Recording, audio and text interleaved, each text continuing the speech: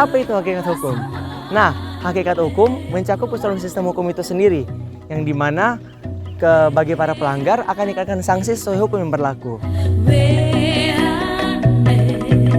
Di hukum ada juga yang namanya lembaga. Nah, apa sih lembaganya? Yang pertama ada kepolisian. Kepolisian bertugas untuk memelihara keamanan dan ketertiban di dalam negeri. Yang kedua ada kehakiman, yang bertugas untuk mengadili perkara, memutuskan sengketa, dan menjalankan peradilan. Yang ketiga dan terakhir ada advokat, yang bertugas untuk mendampingi proses hukum sekaligus menjadi penegak hukum.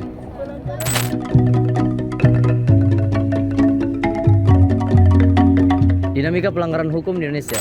Dinamika pelanggaran hukum di Indonesia melibatkan berbagai aspek, seperti korupsi, narkoba, pelanggaran hak asasi manusia, pencucian uang, pemberantasan terorisme, dan sengketa tanah. Oke, di dalam hukum ada yang namanya perlindungan dan penegakan hukum. Nah, perlindungan hukum adalah fungsi dari hukum itu sendiri, yaitu untuk melindungi subjek-subjek hukum. Sedangkan penegakan hukum itu adalah upaya untuk menjalankan norma-norma hukum yang juga dilakukan oleh aparat penegak hukum. Unsur-unsur perlindungan hukum, yang pertama perlindungan dari pemerintah untuk masyarakat, yang kedua pemberian jaminan kepastian hukum dari pemerintah untuk masyarakat, yang ketiga berhubungan dengan hak-hak warga negara, dan yang keempat adanya sanksi atau hukuman bagi yang melanggar. Undang-Undang Republik Indonesia Nomor 13 Tahun 2016 berisi tentang yang pertama, pihak yang memperoleh hak paten adalah inventor atau seorang yang menerima lebih lanjut hak inventor yang bersangkutan.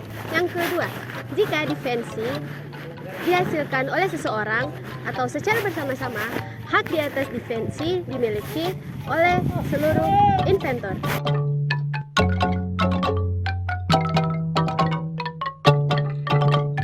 Undang-Undang Nomor 15 Tahun 2001 berisi tentang pemberantasan tindak pidana terorisme. Undang-undang ini berlaku untuk melawan dan mencegah tindak pidana terorisme di Indonesia.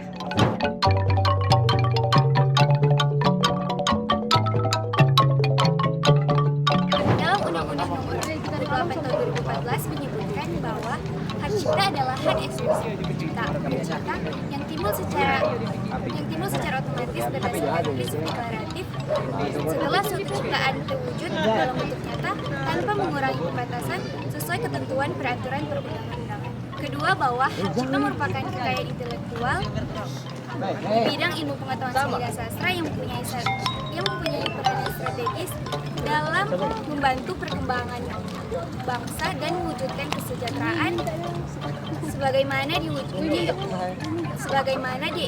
diamanatkan dalam Undang-Undang Republik Indonesia tahun 1990. Yang ketiga, bahwa perkembangan pengetahuan teknologi dan sastra sudah demikian pesat sehingga memerlukan peningkatan pengetahuan dan jaminan keseimbangan bagi pencipta, pemegang hak cipta, dan pemilik hak karya.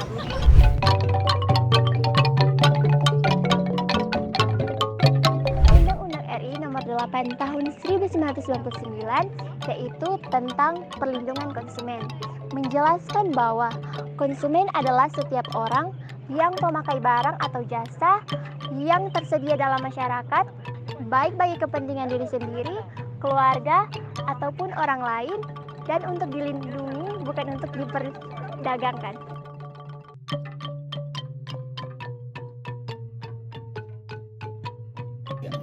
Karena setiap negara wajib melindungi warga negaranya dari rasa ketidakadilan, ketidaknyamanan, dan penyimpangan hukum lainnya. Nah, ada beberapa upaya yang bisa dilakukan agar supremasi hukum dapat tercapai. Yang pertama pasti dari aparat hukum sendiri. Mereka harus dapat mengatur undang-undang agar bisa terkoordinasi dengan baik. Dan upaya selanjutnya mereka bisa melakukan sosialisasi kepada masyarakat serta menanamkan hukum kepada setiap masing-masing masyarakat agar mereka dapat menjalankan hukum dengan baik dan dapat menempatkan hukum di atas setiap kejadian. Terima kasih.